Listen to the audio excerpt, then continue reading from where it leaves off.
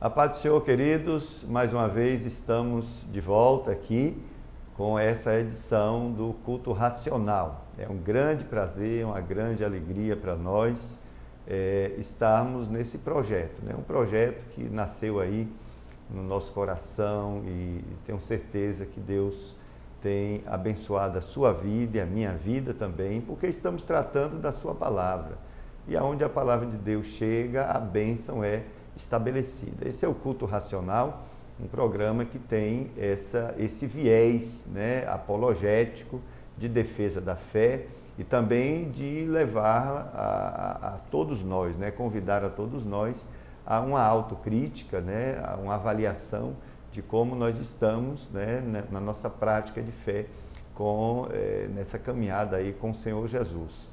E por isso a gente sempre está contextualizando, né, o que discutimos à luz da palavra de Deus, contextualizando com a realidade que vivemos no nosso país, nesse mundo, né, nessa era moderna, né, o que é que está acontecendo com a fé. E é claro que se há problemas, quem tem a resposta é sempre a palavra de Deus. E estamos num projeto nesse ano, desde fevereiro, começamos um projeto de discutir capítulo por capítulo, versículo por versículo das Santas Escrituras e começamos com Romanos, né, tentando alcançar esse objetivo aí de entender a palavra de Deus, de fazer realmente debruçar sobre a revelação que o Senhor nos dá, né, sobre a sua vontade para as nossas vidas e anunciar, claro, o Evangelho de Jesus Cristo.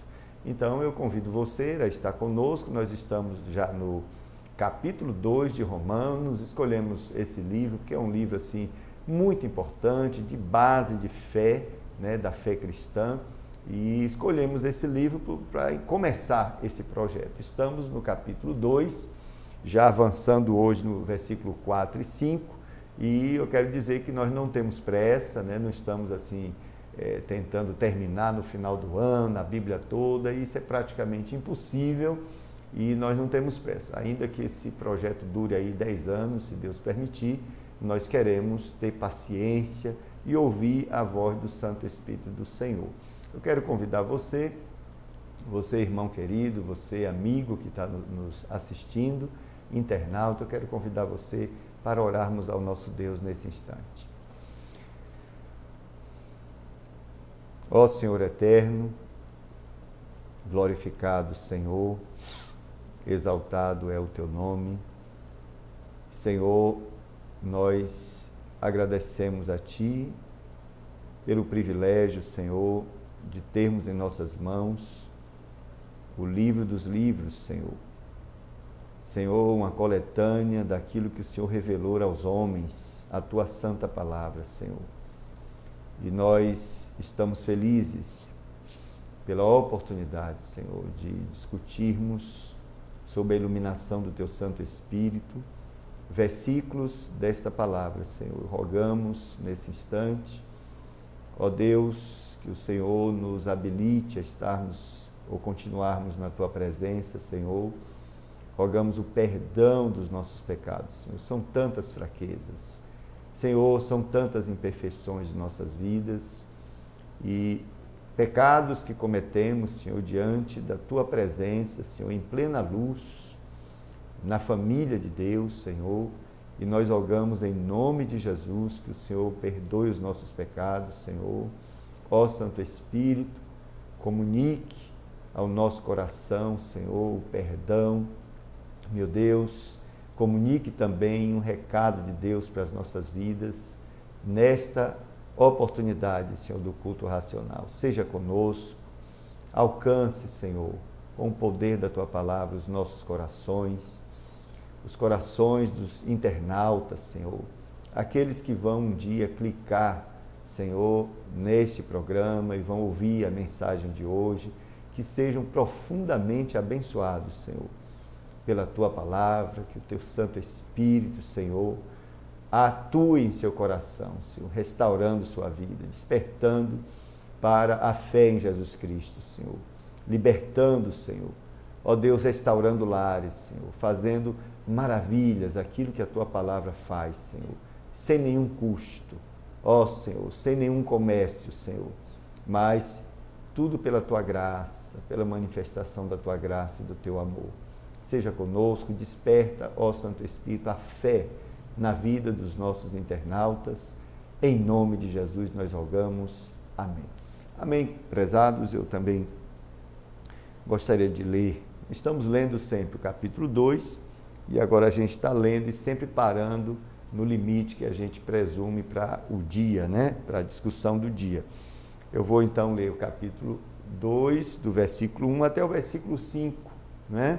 Provavelmente hoje a gente continua o 4, entra no 5, quem sabe até o 6, mas é porque esses versículos têm muitos princípios, né, que estão sendo tratados aqui, estão sendo abordados aqui, e a gente não tem pressa não, porque a gente quer amadurecer, né, no entendimento desses princípios. Bom, e o texto diz assim: portanto és inexcusável quando julgas, ó homem, quem quer que sejas, porque te condenas a ti mesmo naquilo em que julgas a outro, pois tu que julgas, fazes o mesmo.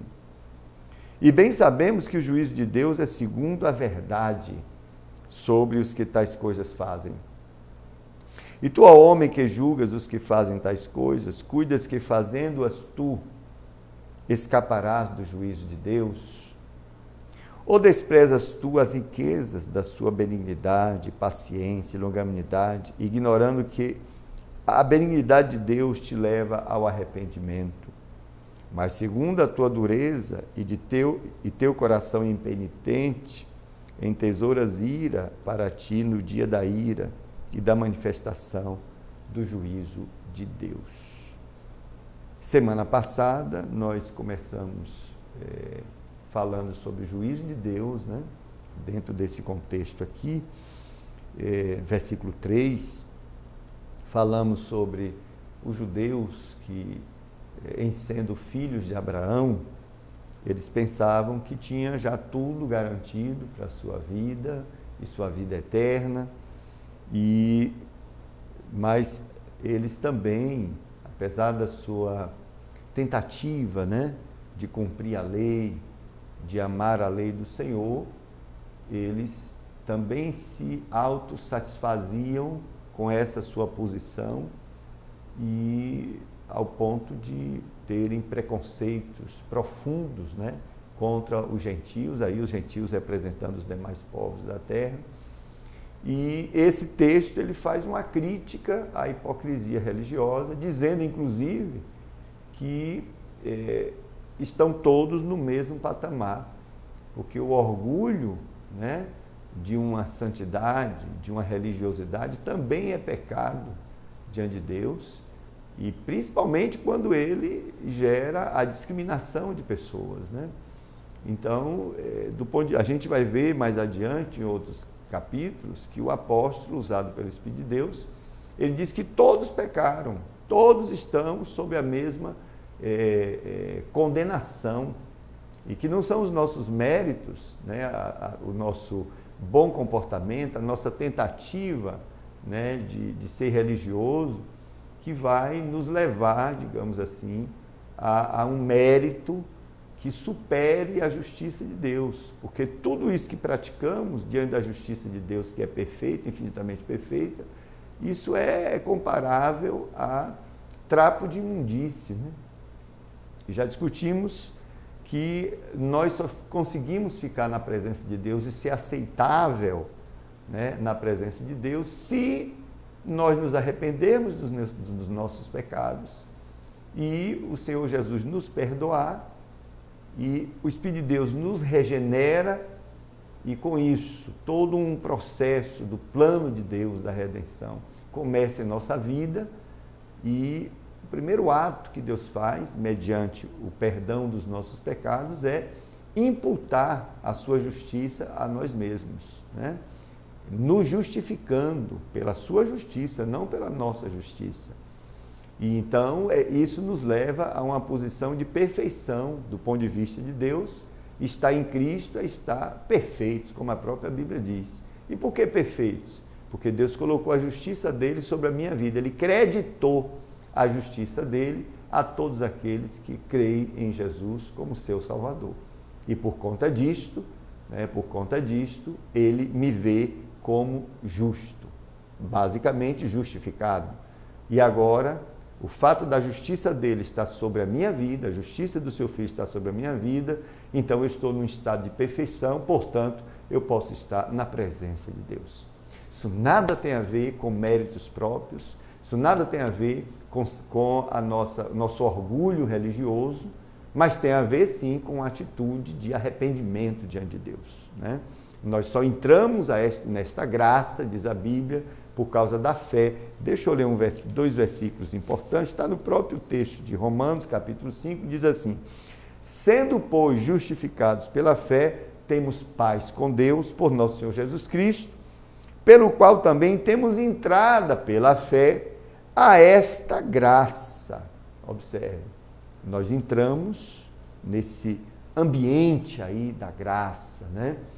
Porque nós um dia nos arrependemos crendo que o Senhor Jesus é o Filho de Deus, que foi nosso substituto, e nos arrependemos dos nossos pecados, entregamos a nossa vida a Ele, e o Senhor nos restaura e nos leva a essa posição.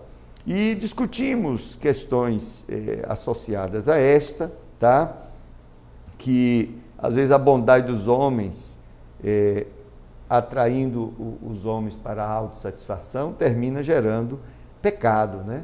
Pode produzir a queda, a ruína, né? Por causa do orgulho que surge. Discutimos também que ninguém é imune à justiça de Deus, né? E que nós não podemos desprezar a bondade de Deus, né? Que nos leva ao arrependimento, tá? E realmente ficou para hoje nós discutirmos exatamente essa questão do arrependimento. Porque o texto ele fala que Deus tem sido tolerante, particularmente o versículo 4, ou desprezas tu as riquezas da sua benignidade, paciência e longanimidade, ignorando que a benignidade de Deus te leva ao arrependimento, tá? E o contexto aqui tem na palavra paciência, tolerância, que Paulo aqui usou um termo militar, né, quando usou a palavra paciência. O termo em grego é um termo militar, que significa suspensão de hostilidade, contenção para trás. Ou seja, Deus está suspendendo, né, uma resposta imediata ao pecado do homem, porque está dando tempo, aí vem a longanimidade, está dando tempo para a humanidade se arrepender. Isso é um aspecto da graça, assim, maravilhoso, que só a natureza corrompida, a natureza ligada realmente aos ideais de Satanás, é que torna o homem cego para não enxergar essa coisa maravilhosa que Deus faz com a humanidade, está fazendo e tem feito com a humanidade.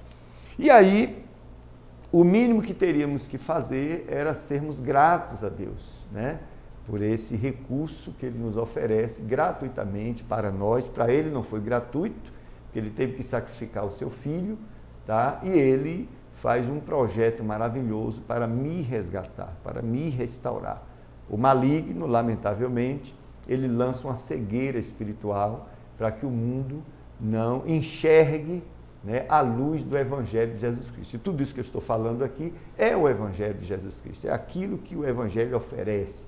É a notícia que Jesus está dizendo para você, para nós, é que não precisamos mais viver sobre esse domínio do pecado, sobre o domínio das trevas, vivermos sobre uma doutrinação que o mundo vive, porque se o Filho vos libertar, verdadeiramente sereis livres. Jesus tem a liberdade, no sentido mais amplo do que você imaginar sobre liberdade. Jesus lhe liberta espiritualmente, liberta socialmente, de todas as formas possíveis. É possível sim, para a sua vida, é possível que Deus é possível você, né, encontrar o caminho, e esse caminho de libertação completa, o nome dele é Jesus Cristo, que morreu por você na cruz do Calvário. Bom, e nós ficamos devendo para hoje uma discussão sobre a questão do arrependimento, né? Porque o versículo 4, ele fecha dizendo, aliás, vou ler ele todo: ou desprezas tu as riquezas da sua benignidade e paciência e longanimidade, ignorando que a benignidade de Deus te leva ao arrependimento. Observe, há uma agência divina que leva o homem ao arrependimento, mas não é uma... É importante que a gente entenda isso, que a agência divina está atuando no mundo todo. Deus está falando aos corações de todos os seres humanos exatamente neste momento. No seu coração, no meu coração. Deus conhece a condição do ser humano, Deus sabe, né, da escravidão que o pecado está fazendo, né, na vida da humanidade, né? Deus sabe a condição espiritual lamentável, de destruição e de um futuro miserável e eterno sem a presença dele. Deus amou a humanidade e veio até ela, e hoje a agência divina está falando aos corações. E isso é fruto da graça de Deus, é um perfil maravilhoso da sua graça, de estimular os homens, de provocar os homens. Não é coação, não é obrigar os homens a aceitá-lo. Mas o Senhor, ele, visto que o homem, por natureza, rejeita a Deus, a natureza é corrompida, já discutimos isso aqui, ela é contrária a Deus. Ela nunca vai, naturalmente, o homem ele não se volta para Deus, né? É importante a gente caracterizar esse conceito, que é um conceito que a Bíblia deixa bastante claro. A natureza corrompida, a inclinação dela é sempre de oposição a Deus. Se Deus está indo numa direção ou num sentido, a natureza corrompida vai estar num sentido completamente oposto. Portanto, enquanto Deus está indo assim, a natureza corrompida está indo para lá e se afastando cada dia mais. Essa é a condição. Então, se o próprio Deus, pela sua infinita misericórdia, não se voltar para os homens, a humanidade está perdida. E o que Deus fez foi exatamente isso. Ele se voltou para os homens e veio ao alcance dos homens. E ali ele fez um ato maravilhoso, que foi enviar o seu filho para estabelecer as condições para que este homem perdido chegue até a sua presença em posição de perfeição. Foi isso que Deus fez. E aí, Jesus, sua obra, continua fazendo a sua obra, vem a agência divina no seu Santo Espírito, que está atuando no mundo através da pregação do Evangelho, através da instrumentalidade da igreja, levando os homens a se arrependerem. Agora vamos entender isso. A natureza que rejeita a Deus, essa natureza depravada, está muito afastada de Deus, está muito longe. Aí o que é que Deus faz? Deus convoca, o Senhor Deus, o Eterno, convoca todos ao arrependimento. E o indivíduo deve usar esse arbítrio, seu arbítrio que Deus deu, para cooperar com Deus. Então vamos ver como essa coisa do arrependimento acontece. Do lado divino, Deus inspira os homens a se arrependerem. Deus apresenta argumentos, a agência divina vai trabalhando nas circunstâncias, usando pessoas, né? Falando ao coração, né? Para que o homem entenda a sua condição e entenda o perdão oferecido. E é a partir daí, quando o homem, a Bíblia diz que o Espírito de Deus, ele convence o homem do pecado, da justiça e do juízo. Do pecado, ele convence o homem de que o homem está em pecado, que o homem está perdido. Independente das filosofias que dizem o contrário, o Espírito de Deus, que é Deus, está dizendo para a humanidade que a humanidade está em pecado. E não tem bom nisso não. Todos estão em pecado. Aí a condição é, o Espírito de Deus convence o homem do pecado, mas convence também da justiça de Deus. Convence o homem de que há uma solução para o seu estado deplorável, miserável. Se ele se arrepende, né, o Senhor imputa à sua vida, à sua condição espiritual, a própria justiça divina e traz ele à sua presença. Então convence o homem do pecado, da justiça, mas também convence do juízo, dizendo o seguinte: olha, homem, se você der as costas para essa oferta gratuita e maravilhosa, né, e eterna que Deus está te oferecendo, de resultado maravilhoso e eterno, se você rejeita isso, só sobra o juízo, o julgamento que haverá da humanidade. A humanidade, nesse momento, pode estar zombando de Deus, pode estar garantindo, como eu vejo até alguns colegas garantirem que Deus não existe, tá? Pode até garantir tudo isso, mas a palavra de Deus, as escrituras sagradas, que não falham, né, elas mostram que Deus existe. E, para piorar a situação dos obstinados, né, ela diz que a ira de Deus está sendo entesourada. Mas por que a ira de Deus se entesoura? De forma abundante, numa proporção gigantesca, porque também a graça do Senhor está sendo oferecida numa proporção gigantesca, de forma abundante.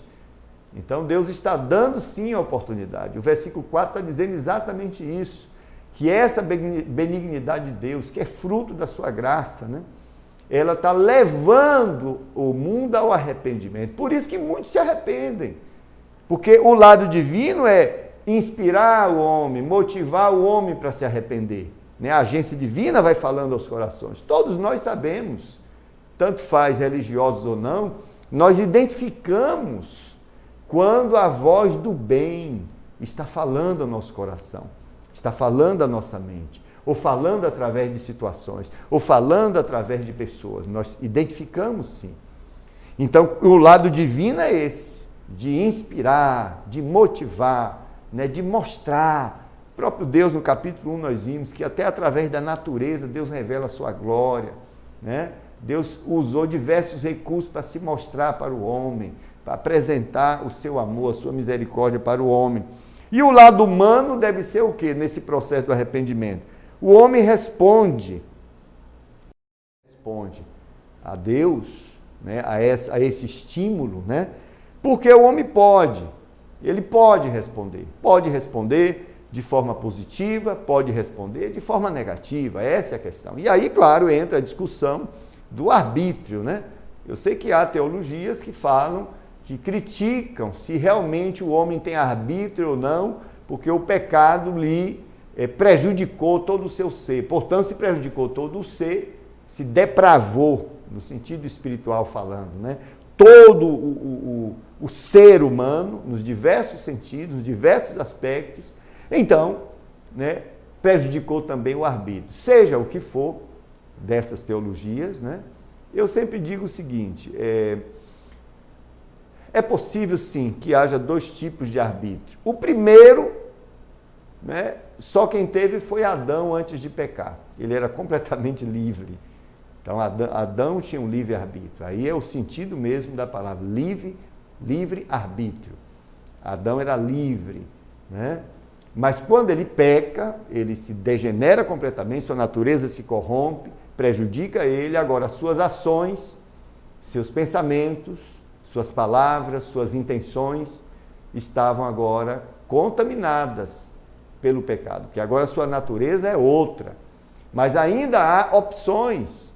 Então, hoje o homem tem arbítrio, sim, e geralmente o arbítrio que ele tem é sempre para pecar. Então, há arbítrio, sim, mas entendemos que há uma diferença essencial. Mas seja o que for, não vamos discutir esse aspecto aí, porque a teologia aí ela se divide. Oportunamente, quando se tratar de arbítrio, né, algum texto que fale sobre isso, a gente vai abrir um pouquinho mais essa discussão. Mas o fato ao homem, Deus deu a oportunidade de escolha, né? O Senhor está estimulando ele, está provocando ele para que ele se arrependa, né? E aí o homem pode se arrepender, porque ele pode escolher. Então, o arrependimento, ele é algo que Deus provoca na pessoa. Deus não impõe, mas ele provoca. Porque se o Senhor não vier ao encontro desse homem que está se afastando dele, o homem jamais virá. Por isso que Jesus disse: olha, ide, pregar o evangelho, porque as pessoas não vão vir a vocês. E se você disser: não, mas a gente estava um dia na igreja e veio uma pessoa que ninguém convidou e apareceu lá. Quem foi que disse que ninguém convidou? De alguma maneira, a agência divina alcançou essa pessoa e trouxe essa pessoa um dia Aí você tem pregadores que ficam se vangloriando. Eu preguei, 10 pessoas se converteram. Mas o mérito não está no pregador, não. Né? A Bíblia diz que há aqueles que semeiam, há aqueles que colhem. Muitas vezes, aquelas 10 almas, foi uma irmãzinha lá, que teve de porta em porta, conversando com o vizinho, conversando com um parente, orando, gastando noites orando por aquelas vidas. O ambiente espiritual de trevas foi sendo dissipado e aquela irmãzinha ou aqueles irmãozinhos foram ganhando aquelas almas, né? Já na esfera espiritual. Aí um dia aquela pessoa se sente livre mesmo e ela vai à igreja. Aí tem lá o pregador importante, pregou, claro, pregou a palavra de Deus, mas o papel dele foi apenas de colher. Quem plantou foi outro, foi outra, que nem às vezes aparece, nem tem fama, mas ele colheu almas que já estavam ganhas, sabe onde? Lá na esfera espiritual. É assim que funciona, porque as cadeias são espirituais, né? As trevas são espirituais, e a igreja ela tem que aprender esse recurso da oração, essa arma da oração. Paulo falou para os Efésios, e num contexto de guerra espiritual, de batalha espiritual, ele disse, deixa eu ler aqui só um versículo que esse mesmo apóstolo falou com respeito à pregação do Evangelho. E ele disse assim, 6, 18. Orando em todo tempo, com toda oração e súplica, no Espírito, e vigiando nisso com toda perseverança e súplica por todos os santos. E por mim, observe por que ele pediu oração, para que me seja dada, ao abrir da minha boca, a palavra com confiança para fazer notório o mistério do Evangelho, pelo qual sou embaixador em cadeias, para que possa falar dele livremente, como me convém falar. Paulo entendia que ele precisava que as portas fossem abertas, né, para ele pregar livremente o Evangelho. Ele nem estava falando de liberdade física, porque ele estava preso, mas ele entendia que havia paredes, né, portas fechadas espirituais, portas espirituais. Mas ele também ensina que a oração abre essas portas. Olha que coisa maravilhosa. Então é assim que a gente ganha alma para Jesus. Ganhar alma para Jesus não é chegar numa noite, pegar um texto qualquer ali, né, porque o pregador se sente inteligente, porque tem curso de teologia, então ele se sente preparado. Né? E aí ele pega um texto, não, hoje à noite eu posso pregar isso aqui. Aí ele vai pregar dentro do seu conhecimento. Claro que Deus está sempre ali abençoando, porque é a sua palavra. Mas, irmãos, queridos amigos, queridos irmãos, precisamos ganhar as almas no joelho, na presença de Deus. É isso que a palavra de Deus afirma. Porque é isso que vai mover, né, esse ambiente espiritual, no qual está o coração do homem. Né? E o homem, agora, ele entende, o Espírito de Deus fala ao coração dele, convence ele. E é no momento do convencimento do Espírito de Deus que ele se arrepende. Mas o arrependimento é uma agência divina, é a atuação de agência divina. E o arrependimento é esse primeiro passo que o pecador dá para uma trajetória gigantesca na presença do Senhor, que leva ele a uma transformação, a um crescimento espiritual, a uma comunhão com Deus, a uma peregrinação com Jesus aqui na terra, mas que leva ele à estatura do varão perfeito. Deus nos quer nessa posição. Tá? O arrependimento não é, portanto, um convencimento, convencer a mente da pessoa, né, sobre questões teológicas, etc. Mas é uma mudança, sim, uma mudança radical, é uma entrega de vida, é uma mudança de estilo de vida, porque encontrou o Salvador. E encontrando o Salvador, tá, mediante o arrependimento de seus pecados, ele foi convencido de que ele estava perdido e agora ele está acolhido, está salvo em Cristo Jesus. Isso impõe necessariamente no seu íntimo uma mudança de vida, porque agora o Espírito de Deus está na sua vida. O Espírito de Deus entrou agora por aquela porta daquele coração. É diferente da pessoa entender teoricamente o que é arrependimento. Arrependimento, de fato, é uma mudança radical na minha vida e na sua vida. E toda vez que cometemos um pecado, não é aquela coisa, Senhor, perdoa meu pecado, tal e tal. E eu estou falando isso para mim mesmo também, é óbvio, né? Isso aqui é a palavra de Deus que tem que tem autoridade sobre as nossas vidas. Não é uma baboseira, né, para dizer que pediu perdão. Na realidade, é uma mudança radical de atitude, de estilo de vida.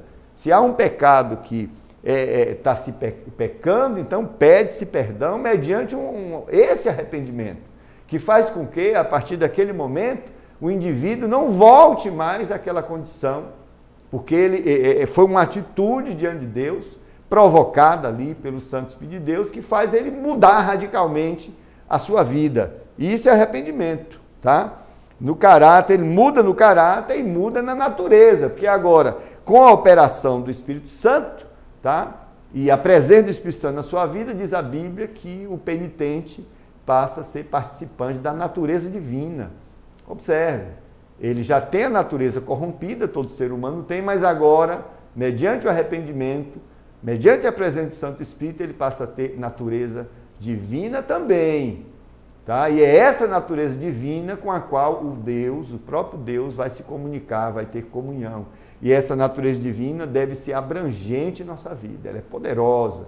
Né? O poder da graça está sempre superabundante com respeito ao pecado. E é por isso que a Bíblia fala, Romanos 6,14, porque o pecado não terá mais domínio sobre vós. Né? Não está dizendo que o pecado, a natureza corrompida, não vai labutar, não vai brigar, não vai provocar, não vai estimular a queda, mas está dizendo que ele não terá domínio. Por quê? Porque agora a graça do Senhor, a eficiência da graça, o poder da graça se manifesta em nossa vida. Eu não preciso viver mais escravo do pecado, de nenhum pecado, tá? Porque agora a graça me faz participante da natureza divina, que me dá poder sobre o pecado, que faz eu dizer, não, eu não vou pecar. E fazer isso sem nenhum sofrimento, e fazer isso sem nenhuma pena. Tá? A Bíblia diz que os mandamentos do Senhor não são pesados, né? Não são penosos. Por quê? Porque quando a gente está na direção do Santo Espírito de Deus, a gente faz isso por amor, faz com prazer, faz com alegria, com gozo na alma, porque o nosso alvo é agradar o nosso amado, é fazer a vontade do nosso amado. Essa é a natureza divina. A natureza corrompida não, ela quer satisfazer a carne, ela quer dar prazer à carne, sua inclinação é sempre para a carne. Bom, então avançando um pouquinho mais, outra coisa, arrependimento não é remorso, né? Não é remorso, ele é uma mudança de atitude, tá? E o remorso ele não traz isso, tá? Então, a personalidade humana, mediante essa conversão, o nome disso é conversão, tá? A personalidade humana, ela começa a ser transformada e elevada, né, pelo projeto de Deus na vida do homem. Então, Deus estimula o coração do homem para o arrependimento, a natureza corrompida endurece o coração, se a pessoa não se arrepender, a natureza, mediante o estímulo que Deus vai dar, a natureza corrompida se endurece e o homem, fez isso porque o homem optou por isso, aí o que sobra, lamentavelmente, é a ira de Deus. E é claro que Deus nos convida, o texto está falando que o Senhor nos convida, né, a uma autocrítica. E é claro que a autocrítica, ela é difícil, né? Para todos nós ela é difícil, porque essa natureza ela traz realmente esse orgulho, né? A gente acompanhou, né, a campanha aí da Copa do Mundo. Eu não me envolvo muito com o futebol, mas a cada 4 anos, né, por causa do país, etc., a gente para assistir. Eu achei a campanha, né, do time da Alemanha uma campanha muito boa, né? Uma campanha realmente devemos, já que é meritório, a taça deve ficar para quem realmente tem o melhor futebol. Eu acho que a Alemanha mereceu, tudo bem, o futebol da Argentina honrou, né, o futebol latino-americano, ficou em segundo lugar, mas parabéns à Argentina também.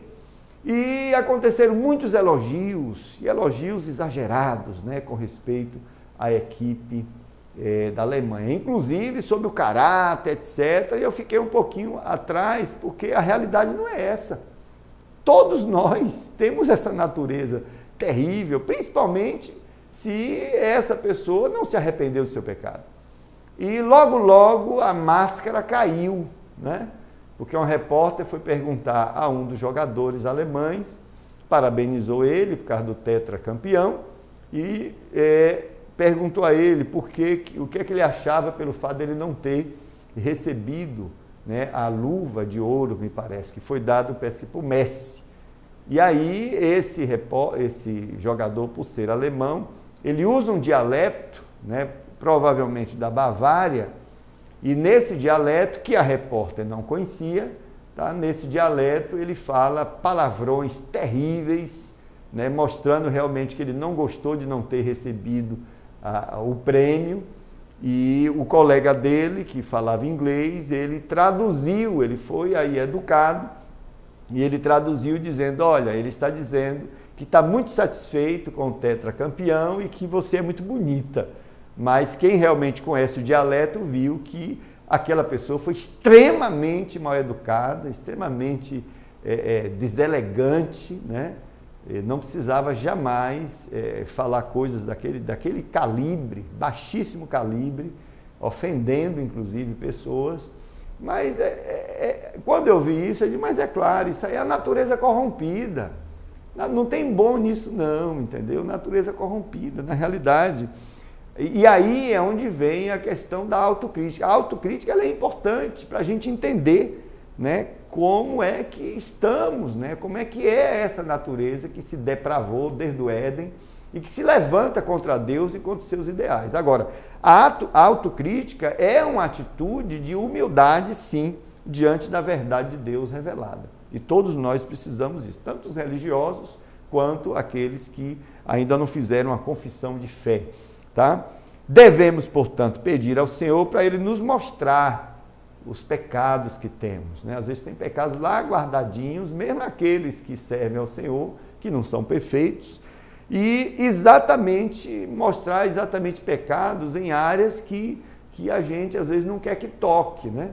E Deus, que é soberano e revela a sua palavra, Ele pode sim nos perdoar, não há pecado que a graça não alcance, senão seria incompetência da graça, mas a graça, além dela suprir essa necessidade, a Bíblia diz que ela ainda transborda, não há pecado que a graça não possa alcançar. Então Ele nos perdoa e ainda nos cura, né? Há uma cura maravilhosa de operação da agência divina, que torna esse homem pecador, esse homem que ama o pecado, para um homem agora que ama a Deus, ama a sua vontade, ama os ideais e abomina o pecado. Só a agência divina pode fazer isso na minha vida e na sua vida.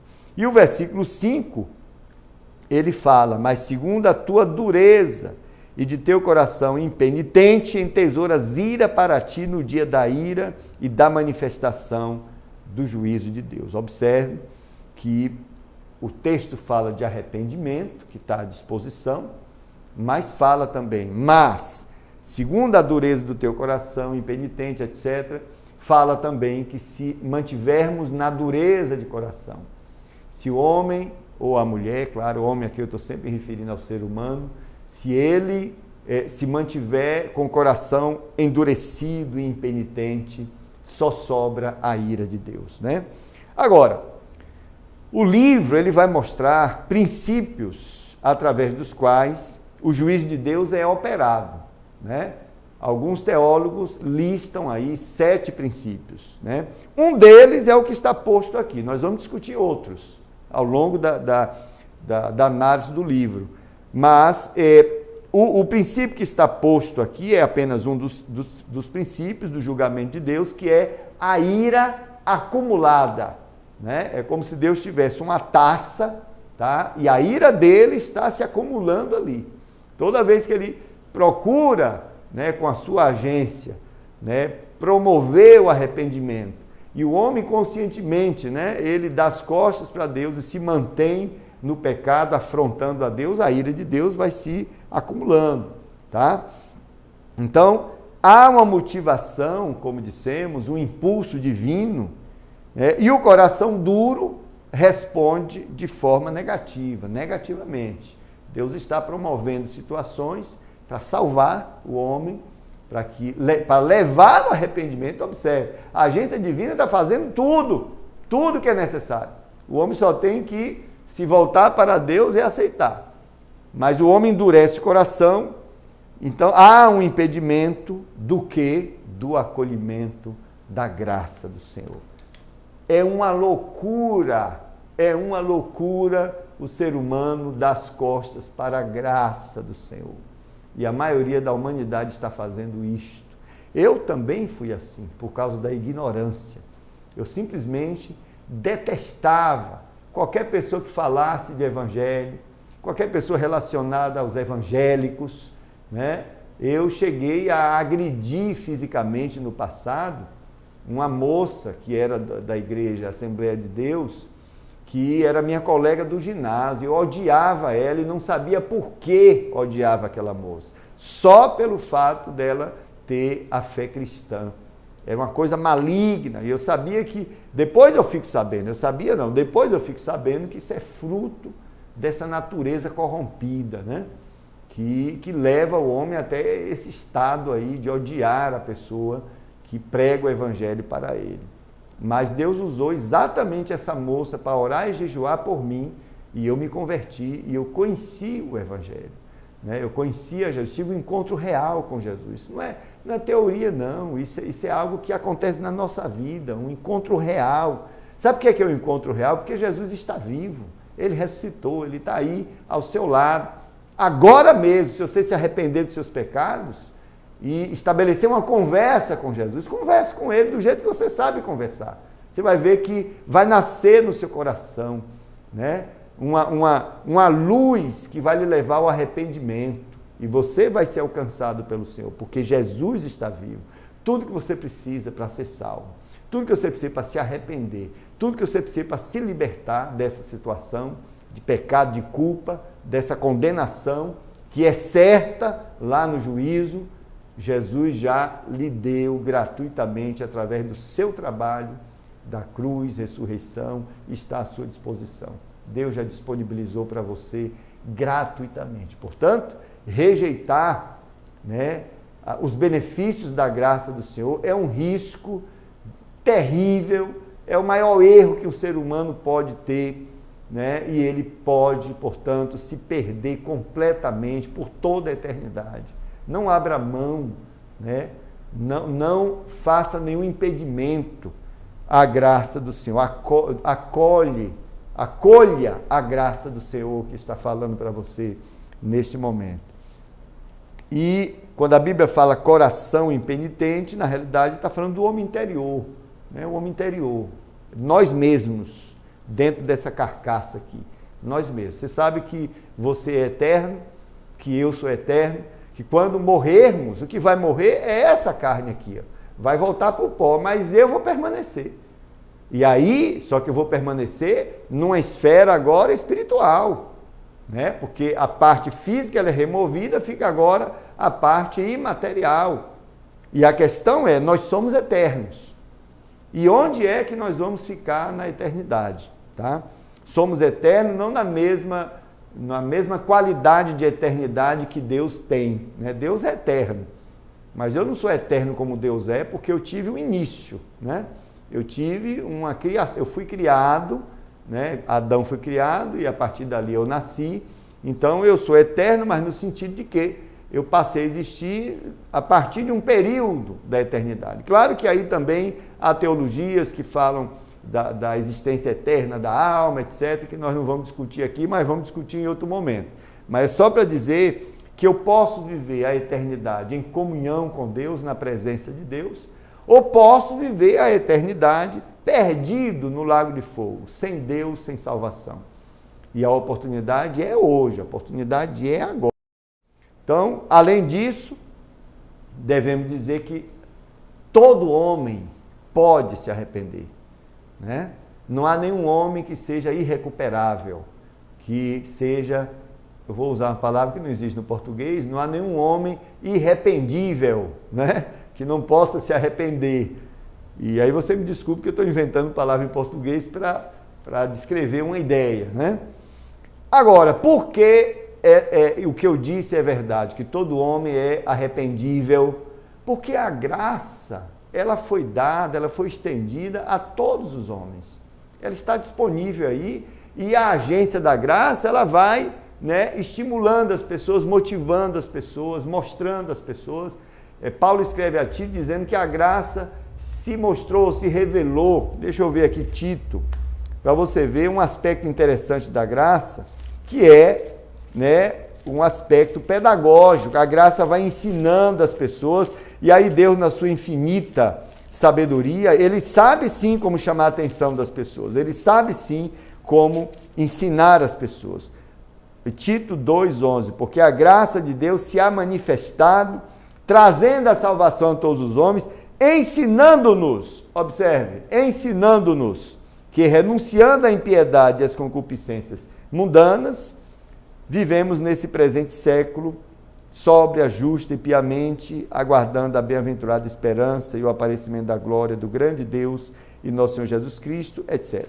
Então, prezados, na realidade, a graça está aí, né? E o coração do homem impenitente, aí representando o homem interior, ele deve se inclinar, né, para acolher a graça e não para dar as costas aos benefícios que a graça oferece. E a palavra impenitente aqui, né, significa que esse ser, né, que está dando as costas para Deus, ele está dominado e pervertido pelo pecado e resiste ativamente às tentativas de modificação dessa sua condição, né, diante de Deus. Isso é ser impenitente, é uma atitude consciente, né, de não mudar a posição, a situação que está, mesmo na consciência, mesmo que o Espírito de Deus esteja ali, convencendo a pessoa do pecado, dessa condição, a pessoa diz, não, mas eu resisto, eu quero continuar essa condição, tá? Eu quero continuar essa minha posição e ponto final. Tá? Isso significa coração impenitente. E daí o entesouramento da ira de Deus. Tá? Observe que a ira de Deus, ela não vem gratuita. Quando Deus julgar no juízo final, no seu juízo, e demonstrando a sua ira, na realidade, ele está completamente justo em fazê-lo. Por quê? Porque ele passou toda a história da humanidade gratuitamente oferecendo os recursos para o homem se voltar dessa situação, né? Para o homem se arrepender. E, portanto, quando chegar ao seu limite, quando Deus estabelecer o seu limite, então todos teremos de prestar contas ao Senhor. Tá? Deus é justo. Então, os gentios pagãos estariam entesourando a ira de Deus, mas também os judeus religiosos, que eram pessoas informadas a priori sobre a vontade de Deus, que estava na lei, eles também estariam entesourando a ira de Deus para si. Acumulam ira e não recompensa de bênçãos. Jesus falou para a gente fazer tesouros nos céus. Olha que coisa interessante. Não é melhor fazer tesouro no céu do que entesourar, né, bênçãos nos céus, do que entesourar a ira de Deus? Então, no próximo programa nós vamos avançar discutindo essa questão e falando, portanto, do julgamento, né? A questão das obras, que o texto aqui talvez traga alguma confusão para algum, se você ler rapidamente, quando ele diz que a vida eterna aos que com perseverança em fazer o bem procuram glória e honra e incorrupção, versículo 7, mas indignação e ira aos que são contenciosos e desobedientes à verdade e obedientes à iniquidade, versículo 8. E alguns podem achar que o apóstolo está se referindo à salvação pelas obras, e não é verdade, a salvação é pela fé. Aqui fala de critério de julgamento, e é claro que Jesus ele se refere que lá na condenação haverá níveis de punição. Ele até falou, para uma cidade vai haver mais rigidez para você do que para outra, então há níveis de punição. Então, para os condenados, por exemplo, as obras serão julgadas, porque eles entrarão, digamos assim, em regiões ou em situações de punição que vão ser diferenciadas, mas estão perdidos. Para os salvos, vai ter também julgamento das obras, mas agora para receber galardão. Então, as obras nada tem a ver com a salvação, em princípio. Nada tem a ver. A salvação é pela fé e o mérito é de Jesus Cristo. Foram as obras de Jesus que são perfeitas, né, que nos levaram a essa condição de fé nele, portanto, salvação, porque fomos justificados por Deus, porque cremos em Jesus, porque Jesus tem crédito diante de Deus, né? O que Jesus fez, Deus disse, ó, está perfeito, não precisa de mais nada. Então, se eu creio em Jesus e eu estou em Jesus Cristo, portanto, eu tenho a salvação pela fé, não pelas minhas obras. Agora, as obras que praticarmos ao longo da nossa vida aqui, tanto como pessoas que se arrependeram, como pessoas que não se arrependeram, para as que não se arrependeram, elas vão ser um critério de julgamento no juízo para a condenação. Tá? E os que se arrependeram, as obras vão ser usadas como critério para que seja dada bênçãos, galardões, que ninguém sabe exatamente o que é. Né? Tem algumas ideias que a gente vai explorar aqui, mas galardão é algo que Deus preparou para o seu povo. Ok? Então, próxima semana a gente vai avançar nessa discussão que eu considero tão rica, por isso que a gente não está com pressa, e vamos discutir esses aspectos aí, os aspectos do juízo de Deus, né, os princípios que serão usados. Me aguarde até lá, até a próxima semana. Deus abençoe a todos, a paz do Senhor.